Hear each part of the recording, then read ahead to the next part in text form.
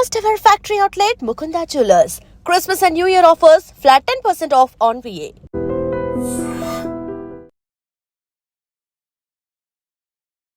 మేము ఏ రోజు డబ్బుల కోసం మేము అడగలేదు మా పేమెంట్ ఎంత అని అడగలేదు, మేము ఏం అడగలేదు.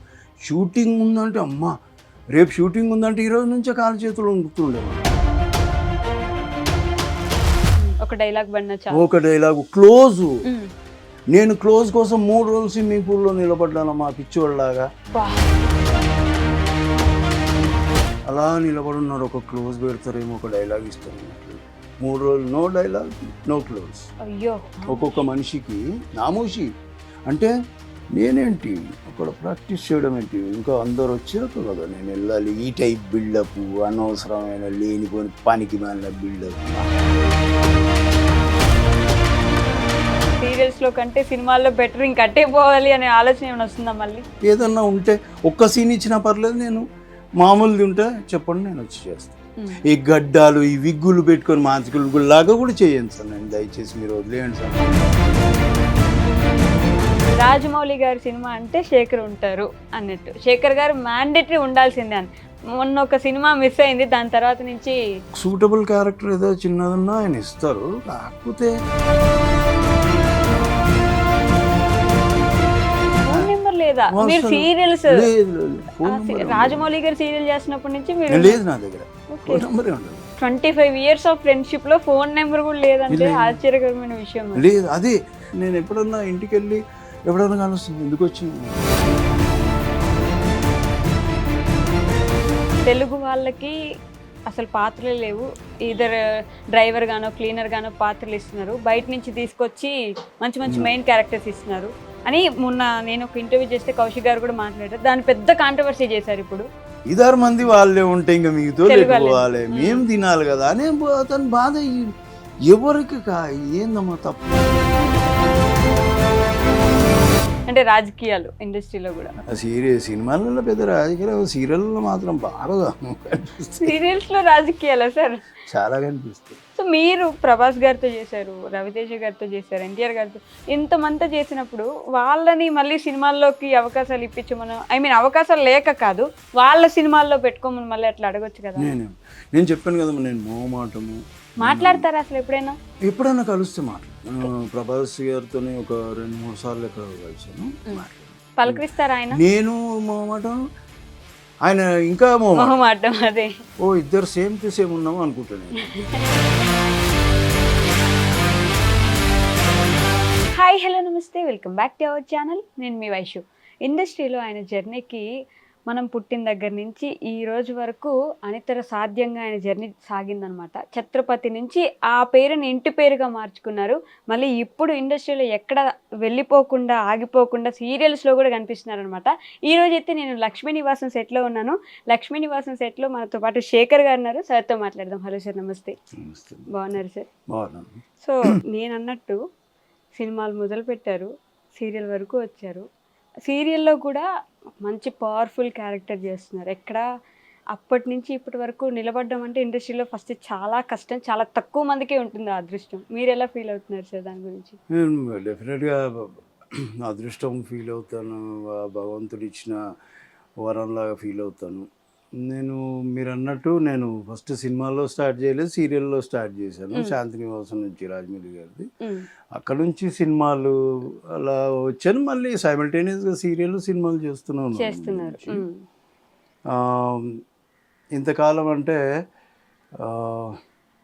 నా భగవంతుడి బ్లెస్సింగ్, నేను ఇంతకాలం ఉన్నాను, ఇంకా చేస్తున్నాను వర్క్. సో ఒక ఆర్టిస్ట్కి అదే తృప్తి, డిఫరెంట్ క్యారెక్టర్స్ చేస్తూ వెళ్ళడం అలాంటి నేను నా వర్క్ పరంగా నేను చాలా సంతృప్తిగా ఉన్నాను. బట్ సీరియల్కి సినిమాకి చాలా తేడా ఉంటుంది కదా సార్? అవును. బిగ్గెస్ట్ డిఫరెన్స్ ఏంటి మీరు గమనించింది దీనికి దానికి? బిగ్గెస్ట్ డిఫరెన్స్ అంటే ఏముందంటమ్మా, సినిమాలలో మనకు 6 వరకు అయిపోతుంది. సో షార్ట్ టు షార్ట్ ఆ కట్టింగ్ వేరే ఉంటుంది. సీరియల్కి వచ్చేసరికి ఏంటంటే ఒక రియాక్షన్ని కాసేపు స్టే చేయాలి. ఎందుకంటే సీరియల్ అంతసేపు రావాలి అంటే వారం అంతా వస్తూ ఉంటుంది కాబట్టి కొద్దిగా దాన్ని లాగడం అనేది ఉంటుంది. అది ఫ్యాక్ట్, అందరికి తెలిసిన విషయం, నేను కొత్తగా చెప్పేది ఏం లేదు. ఇప్పుడు అంటే ఇమ్మీడియట్ రియాక్షన్ ఉండదు. ఇప్పుడు మీరు ఒక మాట అన్నారు, నేను మామూలుగా జనరల్ లైఫ్లో, ఇప్పుడు సినిమాలో కానీ లేదంటే జనరల్ లైఫ్లో మనం ఇమ్మీడియట్ రియాక్ట్ అవుతాం. కానీ ఇక్కడ ఒక ఎక్స్ప్రెషన్ తీసుకొని దాన్ని స్టే ఇచ్చి మళ్ళీ డైలాగ్ అన్నప్పుడు డైలాగ్ చెప్పాలి, అంత గ్యాప్. యాక్చువల్ న్యాచురల్ లైఫ్లో మనం అలా ప్రవర్తించం, కానీ ఇక్కడ అలా ప్రవర్తించాల్సి వస్తుంది, ఎందుకంటే సీరియల్ కాబట్టి. ప్రాంప్టింగ్ కూడా వాళ్ళు ఫాస్ట్గా ఇటు పరిగెడుతూనే ఉంటారు. అక్కడ సినిమాలో మనం డైలాగ్స్ నేర్చుకొని చెప్పాలి. ఎవరికి టైం లేదమ్మా ఇప్పుడు. అంటే నేను అనేది ఏంటంటే ప్రాంప్టర్స్ మీద డిపెండ్ అయిపోయాయి. ఎవరికి నేను అనొచ్చు అనమ్మా, ఎవరేమనుకున్నా సరే, నా ఉద్దేశం ఏంటంటే మనకు ఎక్కడో శ్రద్ధ ఉండాలి, భక్తి ఉండాలి, మనం నేర్చుకుందామేమో కాస్త పని అనే ఇది ఉండాలి. సరే వాళ్ళు అరుస్తున్నారు మనం అరిచేద్దామంటే అది కాదు. ఇంకా ఇప్పుడు ఈ బిజీ లైఫ్ వీళ్ళకు ప్రోడక్ట్ కూడా వాళ్ళకి ఏంటంటే కొద్దిగా 2 ఎపిసోడ్ రావాలి, ఎక్కువ రావాలి, ఇలాంటివి వాళ్ళది ఏదో ప్రొడ్యూసర్ని దృష్టిలో పెట్టుకొని వాళ్ళ హరిలో వాళ్ళు ఉంటారు. కానీ మనకు టైం దొరుకుతుంది, సీన్లు తీసుకొని నేర్చుకొని కొద్దిగా చూసుకుంటేనన్నా కనీసం. అక్కడికి వచ్చిన తర్వాత వాళ్ళు సెట్లో చెప్తా ఉంటారు, అప్పుడు వినడమే చాలా మంది. అంటే ఇర్రెస్పాన్సిబుల్ అనే ఫీలింగ్ నాకు, అది కరెక్ట్ కాదు.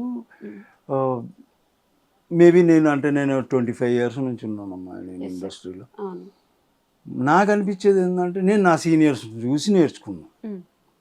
సో వాళ్ళు అంతకాలం సస్టైన్ అయి ఉన్నారు కాబట్టి నేను వాళ్ళ దారిలో నడుస్తున్నాను. సో వీళ్ళకి అంటే ఇక్కడ ఇప్పుడు ఏమైపోయిందంటే, ఏముందిలే మనకు డబ్బులు వస్తున్నాయి, మనకు ఫేమ్ వస్తుంది, మనం ఎక్కడికి వెళ్ళినా గుర్తుపడుతున్నాం, 4 ఫోటోలు అడిగేసరికి సూపర్ స్టార్లు అనే ఫీలింగ్ వచ్చేసింది, చాలామందికి వచ్చేసింది.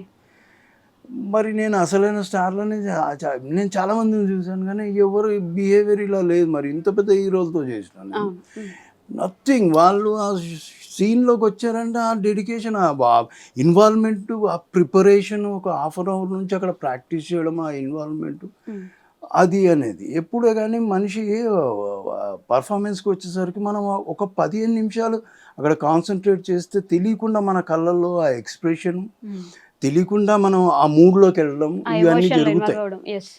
ఇప్పుడు అలాంటి కొన్ని ఎమోషనల్ సీన్స్ ఉంటాయి. Each and every scene important. ఇది లైట్ తీసుకోవడానికి లేదు, ఇది తీసుకోవడానికి లేదు. సో నాకు అది ఎక్కడో మిస్ అయిన ఫీలింగ్ సీరియల్స్లో, ఎస్పెషల్లీ సీరియల్స్లో అమ్మా. నేను సినిమాల గురించి నేనేం మాట్లాడను, ఎందుకంటే డెఫినెట్గా అందరూ వచ్చి అక్కడ ఉండాలి. మనం ఫోన్లు పట్టుకొని వెళ్ళడానికి లేదు అక్కడ. నీ ఫోన్లు నువ్వు పక్కన వెళ్ళిపోవాలి, నీ అసిస్టెంట్లు ఉండొద్దు. నీకు అక్కడ జరిగేటప్పుడు అందరు ఇన్వాల్వ్మెంట్ ఉంటేనే కదా ఒక ప్రోడక్ట్ మంచిగా వచ్చేది. సో అట్లాంటివి చూసా. నేను నా సీనియర్స్ నుంచి నేను నేర్చుకున్నాను. నేను నా నుంచి నేనేం నేర్చుకోమనట్లే ఎవరిని. కానీ మీరు ఫర్దర్గా ఉండాలంటే ఏంటి, ఇప్పుడు యాక్టింగ్ అనేది ఎట్లయిపోయిందంటే కొంత టైంపాస్ కూడా వస్తున్నాము. ఏంటి, కాలేజ్ అయిపోయిందిరా, 1 సంవత్సరం ఏదో గ్యాప్ ఉంది, చూద్దాం, ట్రై చేద్దాం. ఇంత లైటా అమ్మా యాక్టింగ్ అంటే? ఏదో అనుకోను రావడమా యాక్టింగ్ అంటే? నువ్వు భక్తి ఏది, నీకు ఆ శ్రద్ధ నీకు లేకపోతే నువ్వు ఎందుకు వస్తున్నావు? నీ ప్రొఫెషన్కి ఎందుకు తీసుకుంటావు? ప్రొఫెషనల్గా తీసుకున్నప్పుడు నువ్వు దాంట్లోనే ఉండాలి. ఒకప్పుడు ఫుడ్ కూడా తినకపోయినా సరే చేసేయాలి ముందు. మేము ఏ రోజు డబ్బుల కోసం మేము అడగలేదు, మా పేమెంట్ ఎంత అని అడగలేదు, మేము ఏం అడగలేదు. షూటింగ్ ఉందంటే అమ్మా, రేపు షూటింగ్ ఉందంటే ఈ రోజు నుంచే కాలు చేతులు ఉంటుండే మాకు. అమ్మ రేపు ఏమన్నా సీన్ పడితే నన్ను ఎవరన్నా అంటే టీవీలో కనిపిస్తానేమో, ఒక డైలాగ్ క్లోజు. నేను క్లోజ్ కోసం 3 రోజులు స్విమ్మింగ్ పూల్లో నిలబడ్డాను మా పిచ్చోళ్ళలాగా. ఏం లేదు, డైలాగ్ ఉండదు, ఏముండదు. నేను తలుచుకుంటే బాధ వేస్తుంది నాకు. 3 రోజులు స్విమ్మింగ్ పూల్, మురికి నీళ్ళు, పురుగులు, బట్టలు లేవు, అలా నిలబడున్నారు. ఒక క్లోజ్ పెడతారేమో, ఒక డైలాగ్ ఇస్తారేమో, అట్లా 3 రోజులు నో డైలాగ్, నో క్లోజ్. ఇట్లాంటివి కూడా చేసి కష్టపడి వస్తే దాని విలువ తెలుస్తుంది. కష్టపడకుండా నీకు వచ్చేసింది మంచి వేషం ఇస్తే ఏం విలువ తెలుస్తుంది అమ్మా? ఎవరికి తెలియదు ఎవరికి. అందుకే irresponsible గా కనిపిస్తున్నారు ఈ మధ్య కాలంలో. ఇర్రెస్పాన్సిబుల్ అమ్మా. నేనేమంటున్నా అంటే అందరు అట్లానే అనట్లేదు.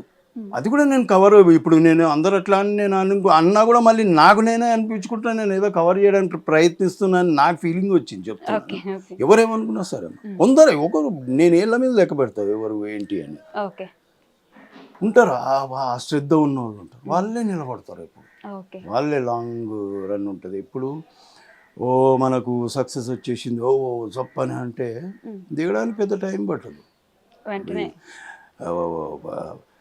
గెలిచే గుర్రం ఎప్పుడు స్లోగా పరిగెడుతుంది, లంబి రేస్గా కూడా అంటారు దాన్ని. సో అట్లాంటి ఏం నేర్చుకుంటూనే ఉంటాం కదా, ప్రతి సీన్ కొత్తదే, ప్రతిరోజు కొత్తదే అనుకొని మనము ప్రయత్నించాలి. ఓకే సార్ 25 years ఆఫ్ ఇండస్ట్రీలో అప్పటికున్న ఇండస్ట్రీకి ఇప్పటికున్న ఇండస్ట్రీకి సినిమాల పరంగా కానీ సీరియల్ పరంగా కానీ ఏం మారింది సార్? సినిమాలు ఇప్పుడు టెక్నాలజీ వైజ్ అది మనం మారింది, అది ఓకే. ఇవన్నీ మారినాయి మనకు. ఇదొకటి, మన యాక్టింగ్ అనేది ఎప్పుడు ఒకటే. ఓకే కాకపోతే క్యారవాన్ కల్చర్ పెరిగింది. క్యారవాన్ కల్చర్ అది విపరీతం అయిపోయింది. ఇప్పుడు కట్ అంటే కదా నువ్వు క్యారవాన్లో మరి ఇక ఆడ ఉండేదేం లేదు, ఆడ ఆ సీన్ ప్రిపరేషన్ చేసుకుందాం, రిహార్సల్స్ ఏముండవు, ఎవరికి వాళ్ళకి అహంకారాలు పెరిగినాయి. పిలుస్తారులే, నువ్వు వచ్చి సెట్కి వచ్చి నువ్వు ఒక్కడివి నీ పొజిషన్ చూసుకొని అడిగి నువ్వు అక్కడ ప్రాక్టీస్ చేసుకోవడం నామూషి అయిపోయింది.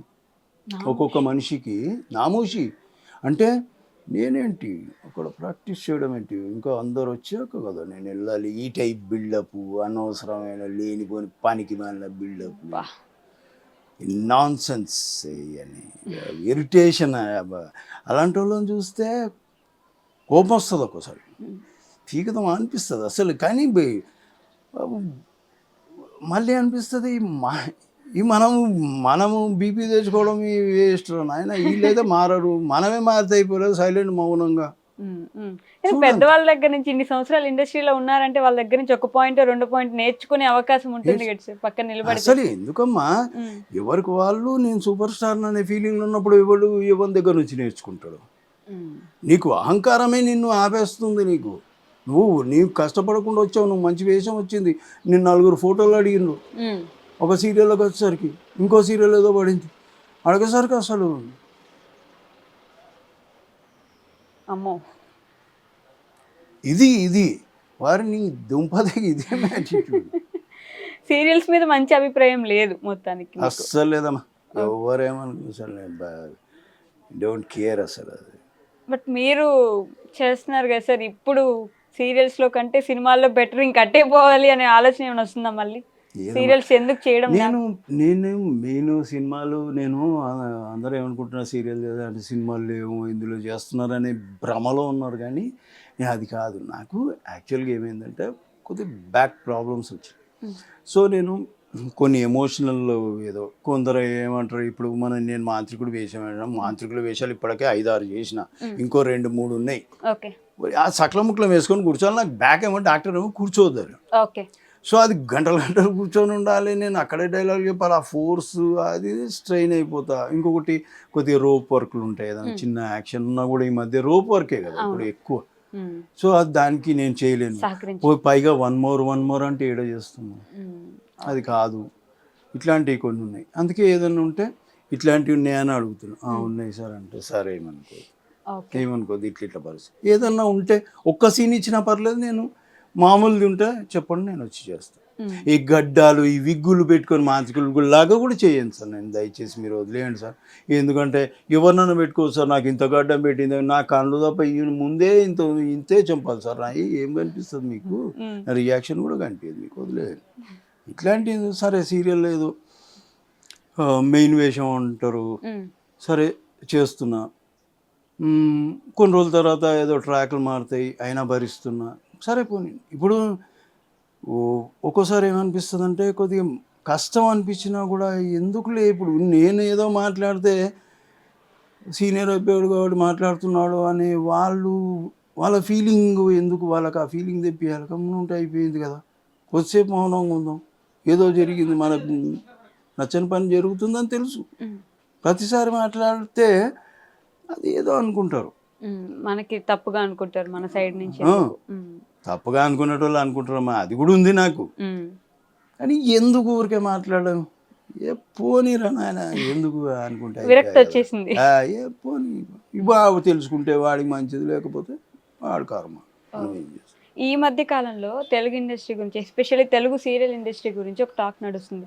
తెలుగు వాళ్ళకి అసలు పాత్రలే లేవు, ఇద్దరు డ్రైవర్ గానో క్లీనర్ గానో పాత్రలు ఇస్తున్నారు, బయట నుంచి తీసుకొచ్చి మంచి మంచి మెయిన్ క్యారెక్టర్స్ ఇస్తున్నారు అని మొన్న నేను ఒక ఇంటర్వ్యూ చేస్తే కౌశిక్ గారు కూడా మాట్లాడారు. దాన్ని పెద్ద కాంట్రవర్సీ చేశారు ఇప్పుడు. సో మీరేమంటారు? నేను అంటే నేనేమంటున్నా అంటే, మనకు అన్ని అవకాశాలు లేవు కదమ్మా బయట భాషలలో. మనం చేసుకోండి, కానీ హీరోయిన్ పట్టుకురండి, నేనేమన్నా. కానీ అందరినీ అత్త క్యారెక్టర్ని పట్టుకోవచ్చు, నువ్వు కోడల క్యారెక్టర్ని పట్టుకోవచ్చు, ఇక్కడ లేరా? ఇప్పుడు మీకు ప్రొడ్యూసర్ కూడా బడ్జెట్ పెంచినట్టే కదమ్మా, ఇక్కడ నుంచి వస్తే వాళ్ళ ఫ్లైట్ టికెట్లు వేయాలి, ఇక్కడ హోటల్ రూమ్ ఏదో బుక్ చేయాలి, నువ్వు వాళ్ళు ఏది అడుగుతా ఆ ఫుడ్ మీరు అరేంజ్ చేయాలి, వాళ్ళు ఖాళీ ఉన్నా లేకున్నా నువ్వు ఇక్కడ కూర్చోబెట్టినా వాళ్ళకి పేమెంట్ ఇవ్వాలి, ఇవన్నీ చూసుకోవాలి. మరి అలాంటప్పుడు ఎందుకు ఇక్కడ ఉన్నారు కదా, మనం ఎందుకు చులకనమ్మా? సరే, మన వాళ్ళు ఎవరు డబ్బింగ్ చెప్పట్లేదు, తెలుగు వాళ్ళు అయినా సరే, నేను కాదన్నట్లే, వాళ్ళకు కూడా డబ్బింగ్ చెప్తున్నా. కానీ భాష తెలుసు, నీకు దేనికి రియాక్ట్ కావాలి, భాష తెలియని వాళ్ళకి కొద్దిగా రియాక్షన్ కష్టం. కానీ మనకు మన వాళ్ళని కొద్దిగా అంటే సపోర్ట్ చేసినట్టు ఉంటుంది కదా అనేది ఫీలింగ్. అది ఇప్పుడు ఒకప్పుడు డబ్బింగ్ సీరియల్స్ డబ్బింగ్ ఇప్పుడు హిందీ సీరియల్స్ని డబ్ చేస్తే మన చాలామంది ఫైట్ చేశారు, శ్రీరామ్ అని చాలామంది ఫైట్ చేశారు, పాపం ధర్నాలు చేసి ఇదంతా అది సాధించారు. సో ఇక్కడ కూడా ఏమంటున్నాడు అంటే, కౌశిక్ కూడా ఏమంటున్నాడంటే, ఇద్దరిని పెట్టుకో మీరు, నేనేం కాదండి, కానీ అందరూ అంటే 5-6 మంది వాళ్ళే ఉంటే ఇంకా మీతో లేకపోవాలి, మేము తినాలి కదా అని అతను బాధ. ఎవరికి ఏందమ్మా తప్పు, అతను అన్న దాంట్లో తప్పు, కాంట్రవర్సీ చేసేది ఏముందమ్మా అందులో? మీ సరే అమ్మా, నన్ను తీసుకోపోయి మీరు కన్నడలో పెడతారా, నా ఇప్పుడు నేను ఈ సీరియల్లో చేస్తున్న నా కొడుకు క్యారెక్టర్లో వాళ్ళని తీసుకొని మరి కన్నడలో తమిళ్లో పెట్టండి, మీరు ఇంతమందిని చూద్దాం. ఏమా వాళ్ళకు వాళ్ళు ఇచ్చుకుంటున్నారు విలువ, మనం ఎందుకు ఇచ్చుకో? ఇప్పుడు నేను కొందరు కోపాలు వస్తాయి, ఇప్పుడు ఇదే సీరియల్లో కొందరు కోపాలు రావచ్చు, కానీ నేనే అంటున్నా మీకు కావాలి, ఎందుకంటే వాళ్ళు అందులో వాళ్ళే నటించారు. సో ఛానల్ వాళ్ళు కూడా వాళ్ళనే పెట్టుకుందాం అని అంటున్నారు, సరే చేసుకోండి, కానీ మిగతాయి కూడా వద్దంటున్నాను. ఒక రెండు మూడు అయితే ఓకే, కానీ మేము కూడా తినాలి, మేము కూడా బ్రతకాలి కదమ్మా. అది ఓకే. సో సినిమాకి రాజమౌళి గారు అయితే, సీరియల్స్కి ఆర్కే గారు అని ఒక మాట వింటూ ఉంటాను. నేనే ఒకరోజు మాట్లాడినా, అంటే ఆ మనిషి దగ్గర ఏంటంటే, నాకు ముందు వర్క్ చేయలేదు, నేను మేఘ సందేశం వర్క్ చేసి, అది కూడా 5 days 6 days వర్క్ చేశాను. నేను అరకులో వర్క్ చేసినప్పుడు నేను నార్మల్గా అనుకున్నాను, ఎమోషన్ని కొందరు క్యారీ చేయడం చాలా కష్టం. ఎమోషనల్ సీన్ని క్యారీ ఏంటంటే ఒక్కోసారి కట్ చేసేస్తారు, అక్కడ నుంచి ఇక్కడికి ఇది ఏదని. కానీ ఈయన దగ్గర నేను గమనించింది ఏంటంటే, నేను నా గెస్ట్ని ఈయన రాంగ్ చేసేసిండు, ఒక్కోసారి రాంగ్ అని ప్రూవ్ చేసేసాడు. కట్ చేస్తారా బాబు, నేను ఫిక్స్ అయిపోయినా, జస్ట్ ఎమోషన్ మనం. ఎందుకంటే నేను మ్యాక్సిమం గ్లిజరిన్ ఉపయోగించను. నేను సీన్ చేసేటప్పుడు నాకు ఆ సీన్కి తగ్గట్టు అది ఇన్వాల్వ్మెంట్ మేబీ కొద్దిగా ఉన్నా కూడా ఆ డైలాగ్లో ఎఫెక్ట్ కొద్దిగా ఉంటుంది. మనం కాసేపు ట్రావెల్ అవుతాం కాబట్టి ఆ సీన్లో కొద్దిగా అది తెలియకుండా వచ్చేస్తుంది. కట్ చేస్తారేమో అనుకునే టైంలో ఆయన కట్ చేయలే, కంటిన్యూ చేసేసాడు. నాకు మంచి ఇంప్రెషన్ పడింది. అంటే అమ్మ కట్ చేయట్లేదు, ఎందుకంటే ఆ ఎమోషన్ని కట్ చేస్తే కరెక్ట్ కాదు అని ఆయనకి అనిపించింది. నేనంతా కూడా అన్నా, రాజమౌళి గారు కూడా అట్లా ఎప్పుడు ఎమోషన్ కట్ చేయరు కానివ్వరు అసలు. అన్నా సార్, అంత కేర్ తీసుకుంటారు మీరు మా రాజమౌళి గారు లాగా, అంటే ఆ ఎమోషన్ సీన్స్ వచ్చినప్పుడు. మీ ఇద్దరు బాండ్ ఎలా ఉంటుంది సార్? రాధాకృష్ణ గారిది మీది బాండ్ ఏముంటుంది, అప్పుడప్పుడు చిన్నగా అంటే నేను మన మీద అని చెప్తూ ఉంటారు. ఓకే. అహంకారం చూపించడు, నేను డైరెక్టర్ అనే ఫీలింగ్ చూపించకుండా ఒప్పుకుంటాను. నాకు అది నచ్చదు. రాజమౌళి గారిలో సేమ్ అదే క్వాలిటీ. ఇప్పుడు నేను ఏదైనా చెప్పానంటే ఈ రోజుకి నాకు ఏదైనా వచ్చిందంటే ఒకసారి చేసి చూపెట్టండి, ఓకే. చేసి చూపెట్టి శేఖర్ ఇది బాగానే ఉంది, ఇటు దాకా అది ఇది, దాని తర్వాత ఆయన ఏదో చేసి చూపిస్తాడు. ఓకే.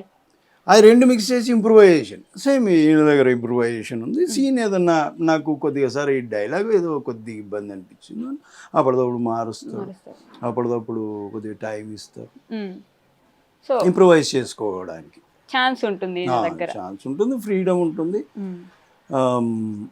కాకపోతే ఆయన ఇప్పుడు రెగ్యులర్గా ఉండరు, ఒక్కోసారి సెట్లో మేబీ 2-3 సీరియల్స్ సరే. ఇప్పుడు ఇది అస్తమానం ఆయనకు ఫోన్ చేసి నేను ఇవన్నీ ఏం చెప్పుకుంటూ కూర్చొని, సరే వీళ్ళకు మిగతా వాళ్ళు ఉన్నారు, ఆ కుర్రోళ్ళు ఆయన చేస్తారు, చేస్తూనే ఉంటారు. మనం ఎప్పుడన్నా ఇక నేను కూడా పాపం ఎందుకు వాళ్ళని, ఇప్పుడు సార్ ఏం చెప్పారో మనకు తెలీదు, వాళ్ళు వాళ్ళ రూల్స్ ఫాలో అవుతూ ఉంటారు, వాళ్ళని ఎందుకు ఇబ్బంది పెట్టాలని నేను జరిగిపోతుంటుంది. నేను సార్తో ఆర్కే గారితో ఇప్పుడు నేను అన్నాను, నేను ఒకరోజు సార్ నాకు ఆయన గుర్తొస్తున్నారండి, నాకు బాగా అనిపించింది, ఆ మేఘ సందేశం చేస్తుంది అప్పుడు అన్నాను. ఈ లక్ష్మీ నివాసాల్లో కూడా ఆ క్యారెక్టర్ రాజమౌళి గారిలో అంటే వినే స్వభావం, ఇంప్రూవైజ్ చేసే స్వభావం, అండ్ ఈ సీన్ని ఎలా పండుతుంది అనే ఇది నాలెడ్జ్. సో రాజమౌళి గారి విషయానికి వస్తే అందరికి ప్రపంచానికి తెలిసిన సత్యం, రాజమౌళి గారి సినిమా అంటే శేఖర్ ఉంటారు అన్నట్టు. శేఖర్ గారు మ్యాండేటరీ ఉండాల్సిందే అని. మొన్న ఒక సినిమా మిస్ అయింది, దాని తర్వాత నుంచి లేదు, అదేం లేదు. అంటే బాహుబలిలో మిస్ అయ్యాను, యమదొంగలో కూడా లేను నేను. యమదొంగ అంటే నాకు సూటబుల్ క్యారెక్టర్ ఏదో చిన్నదన్నా ఆయన ఇస్తారు, కాకపోతే ఊరికే నిలబెట్టడం ఎందుకు అనేది, ఏదన్నా కొద్ది ఇంపార్టెన్స్ ఉందనుకోండి, ఒక్క సీన్ అయినా మీరు ఏ సినిమా తీసుకున్నా నేను ఒక్క సీన్ ఉన్నా కూడా కొద్ది ఇంపార్టెన్స్ ఉంటుంది, అలాంటిది ఉంటేనే చేస్తారు. మేము బాహుబలి 2లో డేట్లు చెప్పారు, కాకపోతే అది ఏదో ఎపిసోడ్ ఏదో అనుకున్నారు, అది వర్కౌట్ అవ్వలేదు. సో దానివల్ల అది క్యాన్సిల్, షూటే చేయలేదు. దాని తర్వాత మళ్ళీ RRRకి ఆయనే పిలిచారు. మాకు ఎప్పుడు ఆయనకి నేను ఎప్పుడు ఆయన ఫోన్ నెంబర్ కూడా నా దగ్గర ఉండదు, ఈ రోజుకి నా దగ్గర ఉండదు ఫోన్ నెంబర్. మేము అసలు మాట్లాడుకోము, సెట్కి వెళ్ళినప్పుడు అంతే. రాజమౌళి గారు సీరియల్ చేసినప్పటి నుంచి లేదు, నా దగ్గర ఫోన్ నెంబరే ఉండదు. కలిసినప్పుడే మాట్లాడుకోవడం, ఈ రోజుకి అంతే. ఈరోజు ఇప్పుడు బాహుబలి ఎన్నేళ్ళు తీశారమ్మా, 2 పాటలు తీశారు కదా. నేను కలిసింది ఎప్పుడు ఆయన బాహుబలి 2 రిలీజ్ అయిన తర్వాత కలిసా ఒకసారి, తర్వాత మళ్ళీ సంవత్సరం తర్వాత పైనే గ్యాప్ వచ్చింది కదా. దాని తర్వాత RRRకి సార్ పిలుస్తున్నానన్నా వెళ్ళాను, నాకు ఇట్లా ఉండాలి లుక్, డ్రెస్సులు వేసారు, చూశారు, ఫిట్టింగ్ అదంతా అన్నారు, జుట్టు పెంచు, గడ్డం పెంచేసి వదిలేసి ఇంకా నువ్వేం పట్టించుకోకన్నా, బస్ అంతే, ఇంతే మాటలు. ఎప్పుడైనా సెట్కి వెళ్తే షార్ట్లో కూడా వెళ్ళాలి, కలిసినప్పుడు విష్ చేస్తాం కదా, ఎలానో సార్ ఇంతే. మళ్ళీ ఆయన ఏదో షార్ట్లో ఆయన, నేను మెల్లిగా పక్కకి వెళ్ళిపోతాను, ఏం మాట్లాడాలో తెలియదు, బేసిక్గా కూడా నాకేం మాట్లాడాలో తెలియదు, కల్పించుకొని మాట్లాడడము లేదా ఇట్లా అనేది తెలియదు.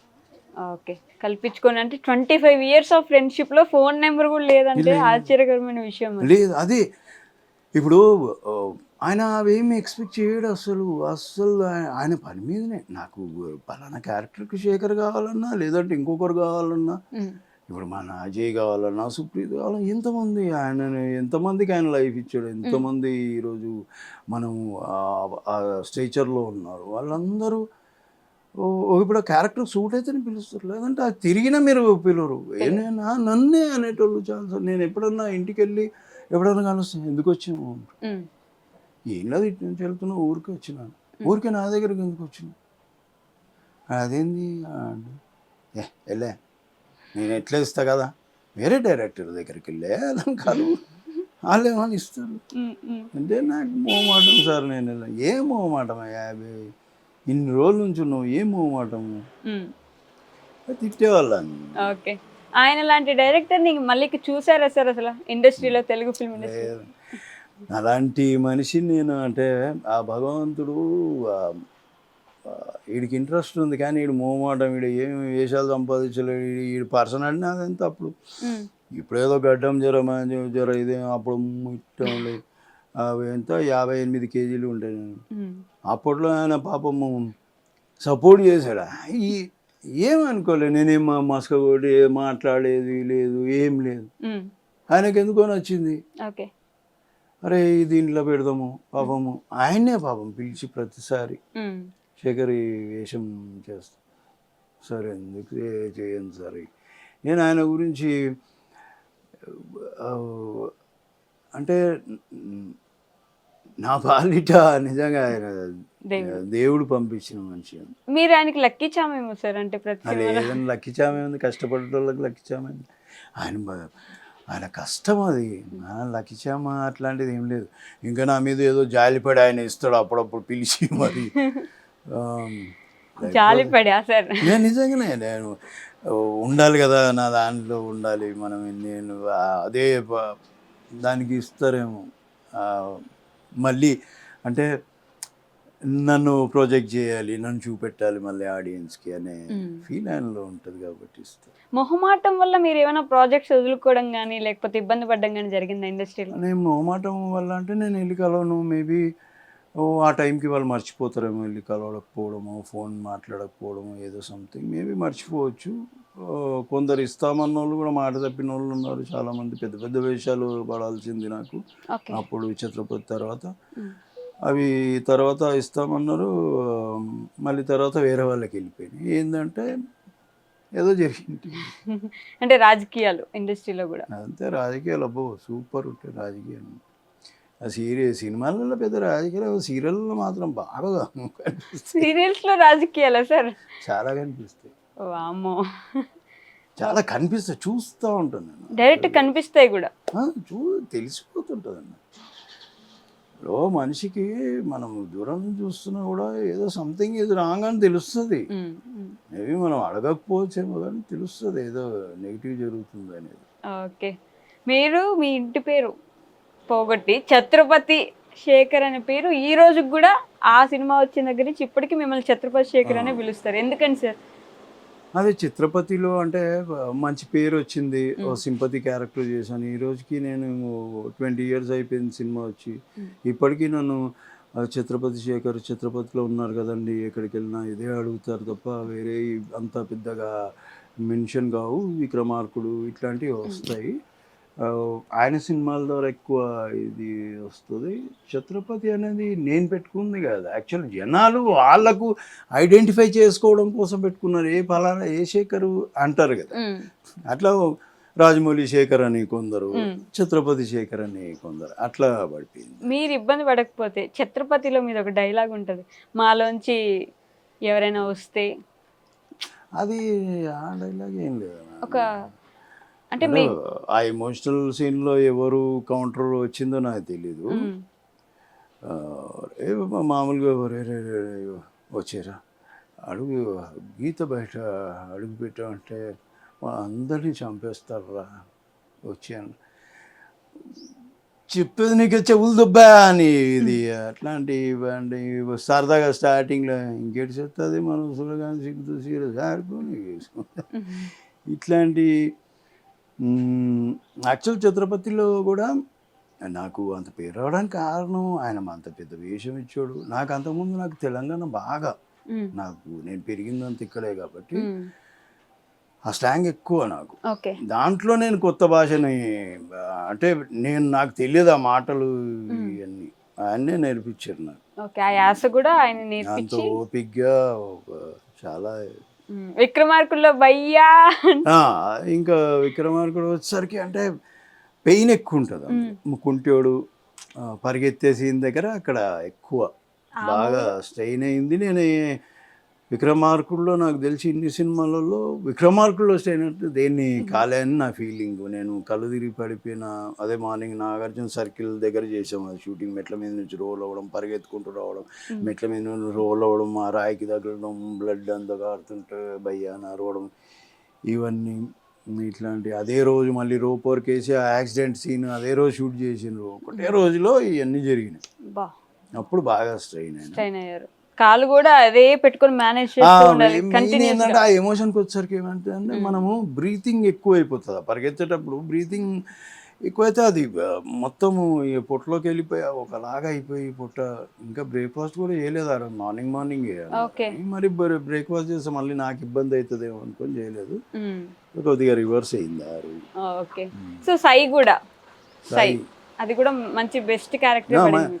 అంటే సై అనేది నాకు దగ్గరగా ఉండే క్యారెక్టర్. అది అంటే పురుషోత్గా అంటే ఇప్పుడేదో మీతో మాట్లాడి అలవాటైంది కానీ స్లో రియాక్షన్ ఉంటుంది నాది. మన రియల్ లైఫ్లో అయిందా ఇట్లాంటివి ఉంటే చాలామంది అడిగేటోళ్ళు. తెలంగాణ స్లాంగ్ కూడా ఎట్లుంటుందంటే పురుషోత్ ఉంటుంది అది దాంట్లో. స్లోగా సాగదీసి ఇప్పుడు ఎట్లా ఉంటుందో అందులో నితిన్తో డైలాగ్ చెప్తుంది. మాతో గేమ్ ఆడంటే పోల్లోని బండ్ల మీద వేసుకొని ఇది ఇప్పుడు అనుకున్నారు ఇలా చీరి బంద పెడతాం వెల్ బట్ ఈ టైప్ అంటే ఎంత లాగ్ ఉంది అది ఫాస్ట్గా లేదు. అవును అది నాకు దగ్గరగా ఉండే క్యారెక్టర్. అందులో నాకు భాషకి ఇబ్బంది కాని క్యారెక్టర్. అది వర్డ్స్ నాకు అందులో కూడా నాకు అంత స్వేచ్ఛ, నాకు ఇచ్చిన స్వేచ్ఛ నాకు తెలిసి ఎవరికి అనిపిస్తుంది. ఓకే. నీ ఇష్టమే తెలంగాణ ఈ డైలాగ్ చెప్పాలి, నువ్వు చెప్పు నీ ఇష్టం నీ పద్ధతిలో రాసుకొని చెప్పాను. ఓకే. ఇండస్ట్రీకి వచ్చాక మీరు చూసిన పెద్ద సెట్ బ్యాక్ ఏంటి సార్? సెట్ బ్యాక్ అసలు సెట్ బ్యాక్లు అంటే నేను దాని గురించి ఎప్పుడు పట్టించుకోలేదు. అంటే సెట్ బ్యాక్ అంటే నాకు కరెక్ట్ అంటే పూర్తిగా ఏమీ లేకుండా ఆగిపోయింది, లేకపోతే అది చేయకపోయింటే బాగుండు అనిపించింది మేబీ. అదే నేను ఛత్రపతి చేసిన తర్వాత కాస్త ఆగాల్సిందేమో అనిపించింది. తర్వాత ఫర్దర్ నాకు ఫ్యూచర్లో అంటే ఇంతకుముందు అనిపించింది. ఓకే. సీరియల్ ఒప్పేసుకున్నాను. అది చేసిన దానికి వెయిట్ చేయకుండా ఇమీడియట్ సీరియల్ ఒప్పుకోవడం మేబీ నాకు కొద్దిగా మైనస్ అయిందేమో అని నా ఫీలింగ్. అది ఎంత నిజం ఎంత అబద్ధం అనేది తెలియదు కానీ ఎక్కడో తెలియకుండా ఎఫెక్ట్ పడింది అనేది మాత్రం ఉంది అనిపిస్తుంది. ఓకే. దాని తర్వాత మళ్ళీ కొంచెం ఇటువైపు రావడం అనేది అటువైపు ఆపర్చునిటీస్ తగ్గించి. ఇప్పుడు ఏమైందంటే మనం సీరియల్ చేస్తుంటే ఇప్పుడు నేను శేఖర్ అని వాళ్ళకి సడన్గా గుర్తొచ్చిన వేషానికి అరే వాళ్ళు 10 రోజులు ఉందనుకోండి, 10-15 రోజులు ఉందంటే వాళ్ళు ఏమన్నా అరే సీరియల్లో చేస్తున్నాడు కదా బిజీ ఉంటారా మళ్ళీ డేట్లు ప్రాబ్లమ్ వస్తాయి అనుకునే వాళ్ళు కూడా ఉన్నారు. అట్లాంటి వాళ్ళు ఉన్నారు. అండ్ సీరియల్ చేస్తుంటే మనకు ఈ మూవీస్కి వెళ్ళేసరికి పేమెంట్లు తగ్గించే మా అనుభవాలు ఉన్నారు. సో ఇలాంటివన్నీ ఉన్నాయి. ఇండస్ట్రీకి వచ్చాక మీరు చూసిన అతిపెద్ద చిరాకు తెప్పించిన విషయం ఏంటి సార్? చిరాకు ఏమీ తెప్పించలేదు నాకు. కాకపోతే నేను కొన్ని రోజులు 5-6 months అది షూటింగే లేదు నాకు. నేను మంచి వేషం నేను ఇది ఛత్రపతి తర్వాత సీరియల్ చేస్తున్నా సరే ఏదో సీరియల్ కానీ సినిమాలు ఎందుకు రావట్లేదు అని అనుకున్నాను కానీ నేను ఇది ఎఫెక్ట్ పడిందని నాకు తర్వాత తెలిసింది. తర్వాత మధ్యలో కొన్ని రోజులు ఏం వర్క్ ఏం లేదు, ఊరికే ఆలోచన పెద్ద ఆలోచించడం కూడా కాదు, డిప్రెషన్లో వెళ్ళిపోవడం పెద్ద ఆలోచించడం, లేదంటే వాడు ముందుకు వెళ్ళిపోయాడు మనం ఇక్కడ అయిపోయినాం అనే ఫీలింగ్ అట్లాంటిది ఏం లేదు. ఇప్పుడు పట్టించుకోలేదు కానీ ఖాళీ అయితే ఉన్నాను నేను. అప్పుడు వేషం లేదు ఏం లేదు. సరే సీరియల్ వచ్చినా ఏది వచ్చినా చేద్దామన్నా సీరియల్ లేదు సినిమా లేదు. అట్లాంటి ఎవరన్నా పిలుస్తే కూడా ఎప్పుడన్నా ఒక్కరోజు క్యారెక్టర్ సినిమాకి అట్లాంటివి కూడా మంచి మంచి క్యారెక్టర్లు చూసిన మీరు అలాంటి రోజులు కూడా చూసారు. బట్ ఇప్పుడు ఎలా ఉంది సార్? ఓకేనా మళ్ళీ? ఇప్పుడు ఓకే మా అంటే నేను సినిమాల కోసం నేను ఎదురు చూడట్లే. నాకు వచ్చిన అవకాశం ఇప్పుడు సీరియల్లో వచ్చిన అవకాశాన్ని నేను నిలబెట్టుకుందాం మంచిగా చేద్దామనే ఒక తపనతో ఉన్నాను. అదే కొనసాగిస్తాను డెఫినెట్గా. నేను అదే ఇంటెన్షన్తో ఉంటాను. ఏదో జరుగుతున్నాయి మన మనసులో డిస్టర్బెన్స్లు, ఇక్కడ ఏదో జరుగుతుందని డిస్టర్బెన్స్, దానికి ఏం లోన్ గాను కొద్దిగా నేనే మారితే బెటర్ ఏమో అనే ఫీలింగ్. కొద్దిగా మనం మారితే మనకు ఇంకా పెద్ద ఈ కష్టం అనిపించదేమో నా ఫీలింగ్. ఎలా మారితేసారంటే ఏం అంటే ఇప్పుడు ఇవన్నీ చూస్తూ ఉంటాను నేను, ఇది కరెక్ట్ కాదు అనేది అది కొద్దిగా ఎక్కడో ఇరిటేషన్ వస్తుంది కాబట్టి నేను దాని గురించే ఆలోచించకపోతే నేను ప్రశాంతంగా ఉంటా. అట్లీస్ట్ ఏదైనా జరగని మనకు అవసరం లేదు. వాళ్ళు ఏం చేస్తే వాళ్ళు ఎట్టుపోతే మనకి ఏంటి. ఇంకా అట్లా అనుకుంటేనే బెటర్. ఇప్పుడు నేను మీకు ఏదైనా సలహా చెప్పింది అనుకోండి, సీనియర్గా చెప్ వినాలి రాని వాడు మనసులో ఇదే వాడి ఫీలింగ్. ఎందుకంటే వాడు ఆల్రెడీ సూపర్ స్టార్ అని ఫీల్ అవుతున్నాను లోపల. ఇప్పుడు నేను చెప్తే నాకేంది యాక్టింగ్ నేర్పించదు అనుకుంటున్నాను అంతే. నేను కాదను, నేనేం నీకు స్టైల్ నేర్పించట్లా. ఇది ఇక్కడ కొద్దిగా ఎమోషన్ ఉంటే బాగుంటుంది, లేదంటే ఇక్కడ ఈ ఎప్పుడన్నా నేను అసలు సలహాలు ఇయ్యను, మ్యాక్సిమం నేను దూరం. ఎందుకంటే ఎవరి స్టైల్ వాళ్ళది అనే ఫీలింగ్లో ఉంటా. కాకపోతే ఇవే ఇప్పుడు నేనేమంటామా, ఇప్పుడు నువ్వు ఓ మనిషి నీకు సీన్ చెప్తున్నావు, సీన్ అందరిని పిలిచి చెప్పడానికి అర్థం ఏముంది అందులో? నువ్వు ఫోన్ తీసుకోను,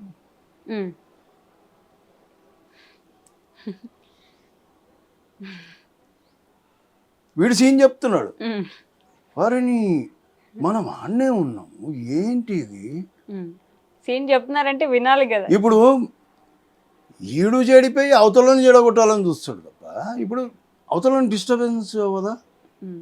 అవుతుందిగా, వాడే నేర్చుకోవాలనుకుంటాడు పాపం. ఎంతసేపు ఓపికతో ఉండాలి, నేను ఎంతసేపు కంట్రోల్ ఉంటుంది మనిషికి. ఇప్పుడు చెప్తే తెలుసుకుంటారు, ఇక వాడికి వదిలేద్దాం అనే ఫీలింగ్కి వచ్చేస్తా. ఒక్కోసారి అనేస్తా, ఏం చేస్తున్నా వాడు మొత్తుకుంటుండ అక్కడ, ఏం చేస్తున్నావు మీరు? ఓకే, ఒక 2 నిమిషాలు ఫోన్ పక్కన పెట్టలేరా మీరు? ఒక 5 నిమిషాలు ఇదే అంట. అలుగుతారు, అలుక్కొని ఇంకా నేను ఇంకా మంచి విషయమే కదా, నేను బూతులతో మాట్లాడాను. వేరేటో ఉంటే బేస్ పీ నడు వీడు ఉంటే నేను చెయ్యా అని వెళ్ళిపోతాను నేను. ఆ పని చాట ఎవడేం చేస్తాడు, ఆ పని అని వెళ్ళిపోతా పక్కకి, ఎవడేం చేయలేడు, ఆపుతారు. మరి నాన్ సెన్స్ చూసుకుంటా ఎందుకు భరించాలి? అదొకటి. బుర్రలో ఎట్లుంటాయంటే ఎందుకురా అనిపిస్తుంది, రియాక్ట్ అవుతాం, ఎందుకురా అనిపిస్తుంది, రియాక్ట్ అవుతాం. ఇది పోవట్లే, అదొక్కటి పోతే మన పని మనం చేసుకుంటూ పోతాం. ముచ్చట ఉంటుందమ్మా, అంటే ఎవరైనా కష్టపడుతుంటే ముచ్చటేస్తుంటావు చూస్తుంటే.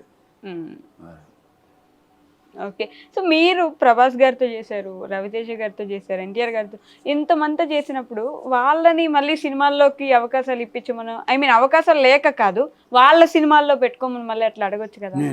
నేను చెప్పాను కదమ్మా, నేను మొహమాటము. మాట్లాడతారా అసలు ఎప్పుడైనా? ఎప్పుడైనా కలిస్తే మాట్లాడు. ప్రభాస్ గారితో ఒక 2-3 సార్లు ఎక్కడ కలిసాను, మాట్లాడాను.